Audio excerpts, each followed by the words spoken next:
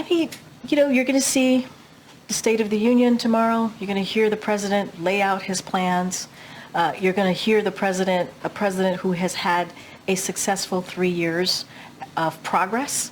Still a lot more work to be done, but a progress nonetheless, and how he's going to build on that.